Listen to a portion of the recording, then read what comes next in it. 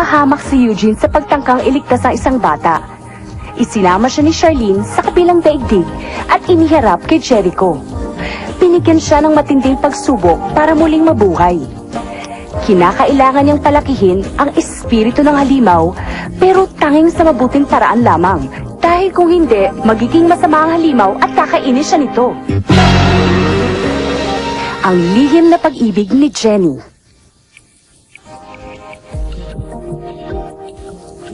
Hindi ako dapat makain ito.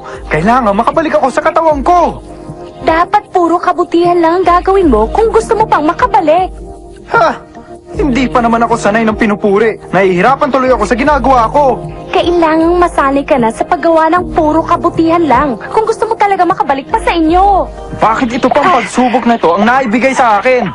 Hindi ko naman talaga ginusto to. Ayoko nito.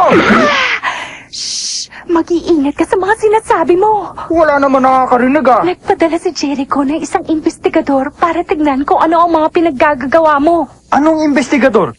Meron ba sila noon? Huh?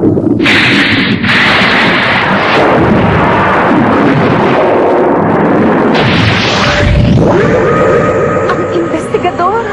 Sino?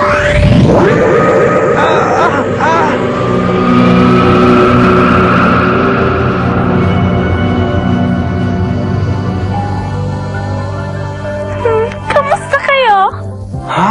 At sino namang kaluluwa na ito? Ako ang investigador. Ha? Ikaw ang pinadala? Ha? Ikaw ang ipinadala ni Jericho? Ako si Tina. Ano naman ang iimbestigahan mo sa akin, ha, Tina? Sekreto yun. Bahala na ako. Sino ba talaga ang kasintahan ni Eugene dito? Ha? Tina, anong ibig mong sabihin? Tungkol kay Jenny. Si Jenny? Kababata ko lang siya at matalik na kaibigan. Yun lang, wala na. Ayun siya, oh. Sino ba dyan si Jenny? Yung nasa gitna. Ang ganda pala niya. Mahirap paniwalaan na ang isang katulad niya Ay ano? talaga kayang gusto ni Jenny na muling mabuhay pa itong si Eugene? Ha? Dahil kung hindi naman gusto ng mga tao na bumalik ka, masasayang lang ang paghihirap na daraanan mo sa pagsubok. Ikaw rin. Huwag mo na akong pahirapan pa sa mga sinasabi mo. Hindi ko nga alam kung gusto pa nga ni Jenny na makabalik ako sa katawan ko. Naintindihan niyo ba? Gusto ka niya bumalik. Lagi siyang galit. Ganito ang mukha niya pag nagagalit siya sa akin, oh. Eugene, pumasok ka na sa eskwelahan. Ano ba ang problema mo? Baka naman gusto niya lang akong bumalik para pagalitan ako. Ano ba sa palagay niyong dalawa, ha? Ano ka ba, Eugene? Huwag mong sabihin yan. Alam ko naman na gusto mo si Jenny. Pabayaan mo na siya. Huwag mo siyang pakinggan. Gusto naman niya talaga si Jenny, pero kunwari lang ayaw niya. Ha? Ano? Tama na yan, Charlene, ha? Sige nga, sabihin mong mali ako. Magsalita ka! Hindi yata malinaw ang lahat, ah. Iimbestigahan ko pa itong mabuti. Alis na ako.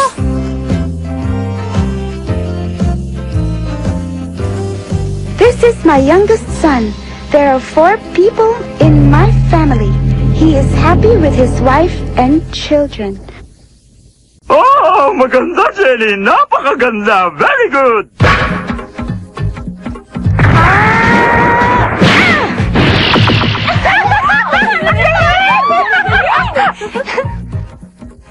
Jenny, patingin naman ang homework mo sa math, oh. Hindi pwede. Kung gusto mo, turuan na lang kita. Jenny, tulungan mo ako. Hindi ko masolve to. Patingin nga. Matalino, magaling na atleta, mabait ka kaibigan.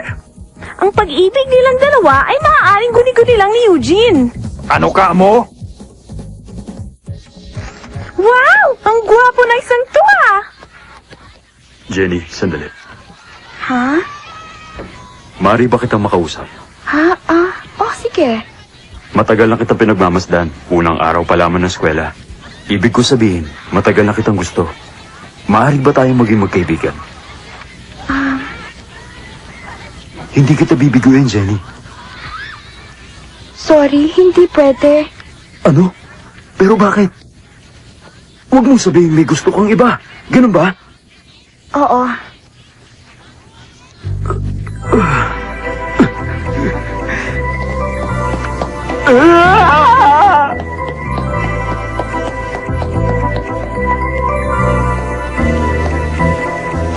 napakaswerte mo talaga. Ikaw yung tinutukoy niya, Eugene, oh! Huwag ka munang pakasisiguro. Hindi pa naman niya sinasabi kung sino yun eh. Bakit magdududa ka pa? Sigurado namang may gusto kayo sa isa't isa. Ha? Hindi pa rin ako nakakasiguro! May lihim na pag-ibig pala si Jenny. Sino kaya ang taong yun? Counseling. What is that smell? Ugh, I don't even think you could get to the other side of the room without stepping on some half-chewed food or broken glass. You. Keiko, be gone for a little while. Take care of Yusuke for me. Guess she's back to normal. You don't seem to have a very responsible parent. Very observant. Ano ba yan? Pati si Eugene nalubog sa basura. Siguro dapat gawing krimen ang pagiging tamad ang maglinis sa bahay.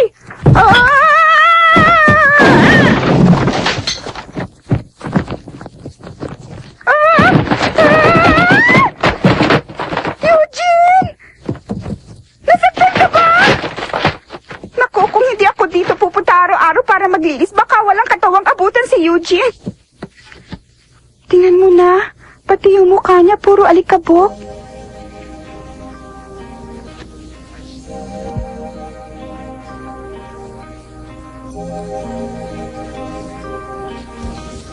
Pumupunta siya dito araw-araw para tignan ang kalagayan ni Eugene. Ayan, malinis na.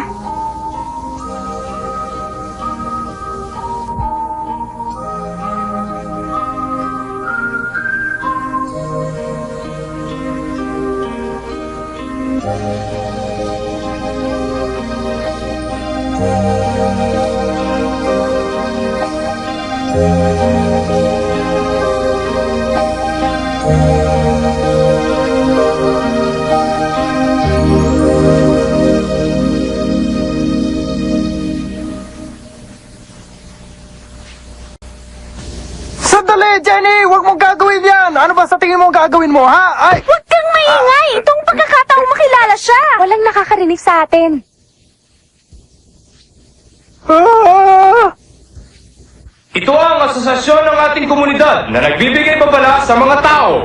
Panahon ngayon ng tagtuyot, madaling magkasunog kaya't mag-iingat kayo sa apoy. Sa ngayon, meron pang maliit na sunog sa ikatlong kalsada kaya't binabalaan ng lahat na mag-ingat. Kung nararapat ay magsilikas. Ha? Ang galing naman ng timing! Salamat sa asosasyon! Ah, teka lang. Ano ba tong iniisip ko?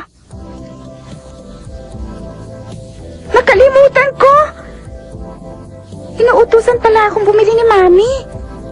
Mamaya na nga lang ako maglilinis dito.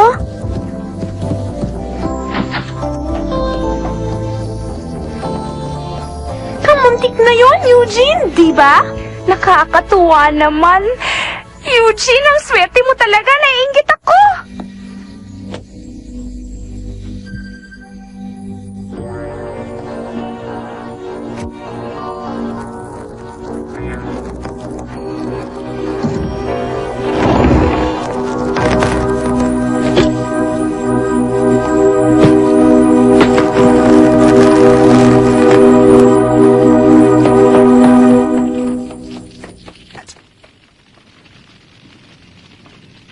The house is on fire. Yes, it seems so. My house is on fire!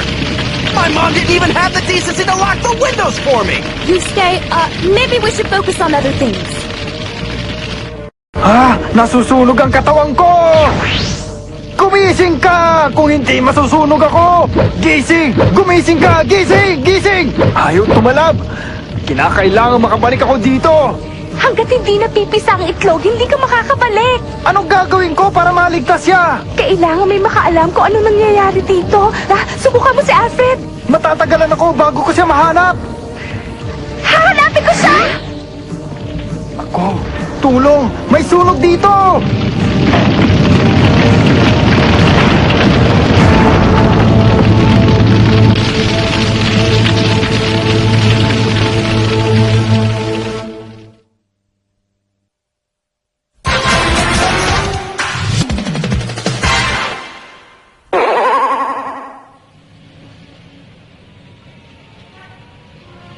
on, let's go! There's a fire on 4th Avenue! That makes a dozen just today! The fire department can't get to the mall! This is eerie. Yeah, I can't help feeling like we're under attack. Yusuke lives on 4th Avenue. What if he's... Oh,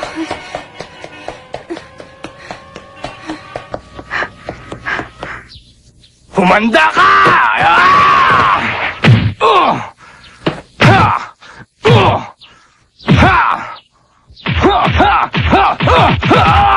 Ha! Eugene! Bakit ka namatay? Hindi pa tayo boss! Alfred! Mahalaga ito! Makinig ka sa akin, Alfred! Nalalamig na naman ako! Nasusunog ang bahay nila, Eugene! Tulungan mong katawan niya! Pakiramdam ko'y may masamang nangyayari. Abutan kaya niya?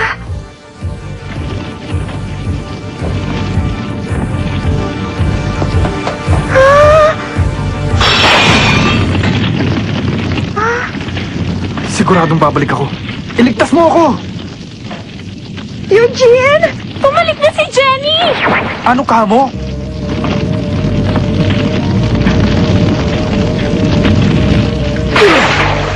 Tumabi kayo! Paraanin niyo ako! Basta ako sa loob! Bilis kumalat ang apoy! Pabayaan niyo nga ako!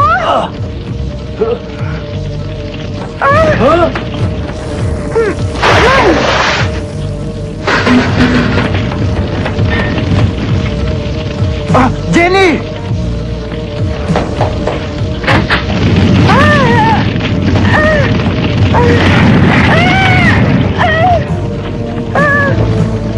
Eugene!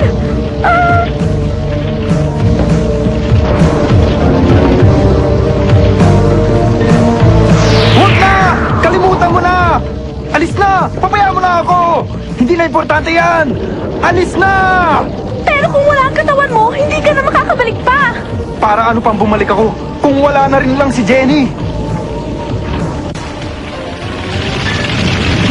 The fire's blocking the door!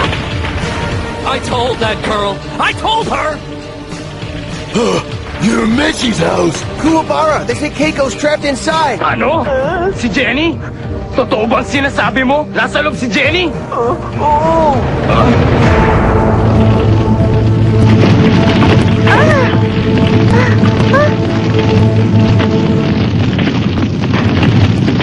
Eugene! Eugene!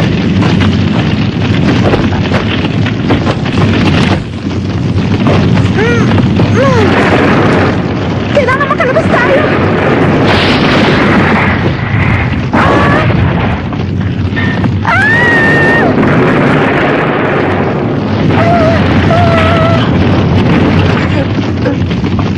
Charlene!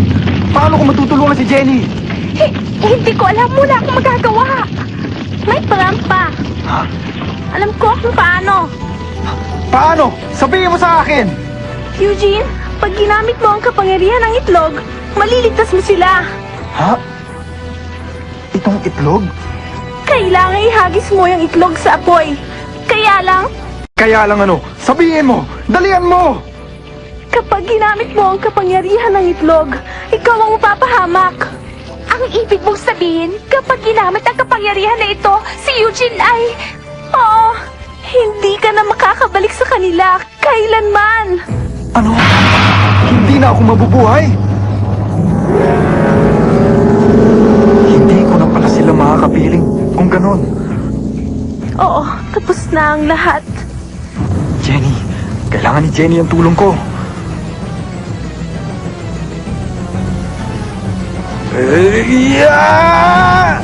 Jenny!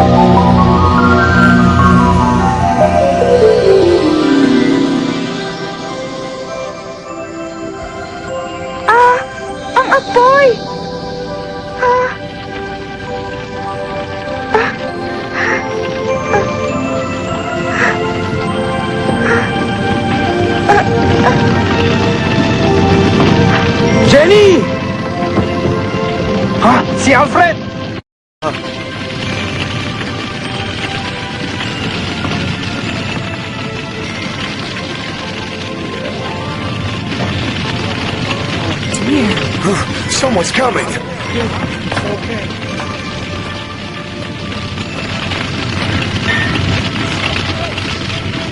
Itong himala! Ah! Salamat! At ligtas sila!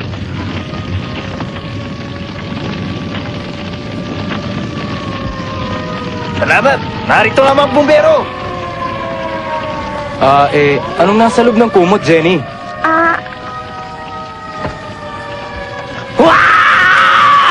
Anong ginagawa niyan dito, ha?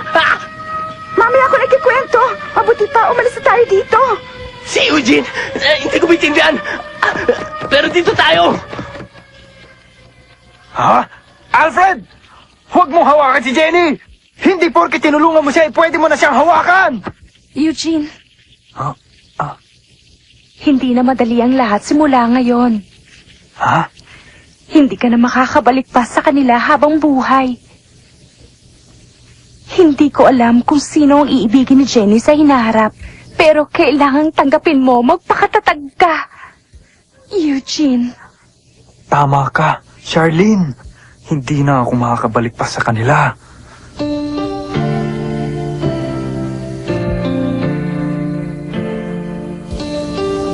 Isang kaluluwa na lang ako.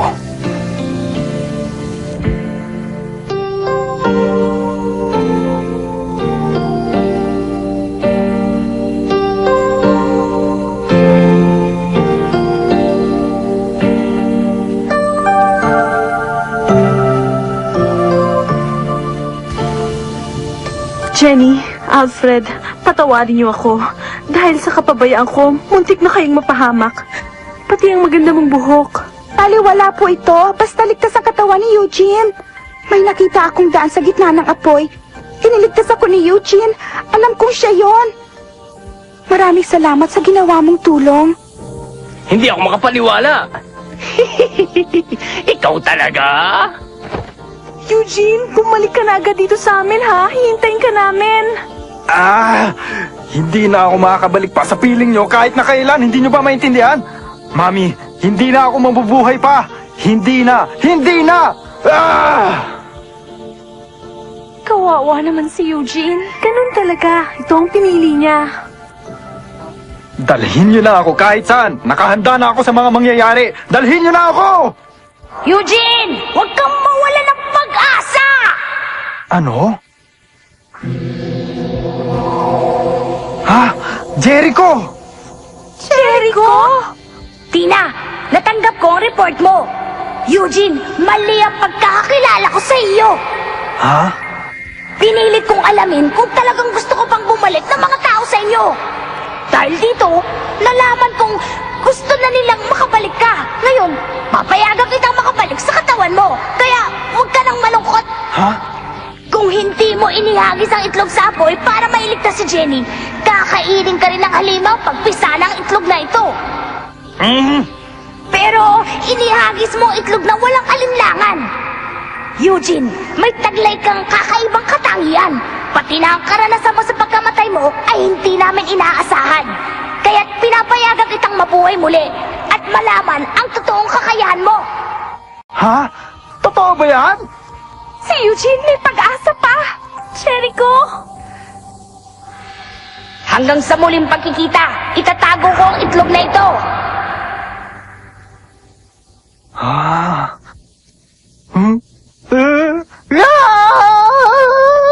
Eugene! Makakabalik ka na! Salamat naman! Natutuwa ako para sa'yo! Ay!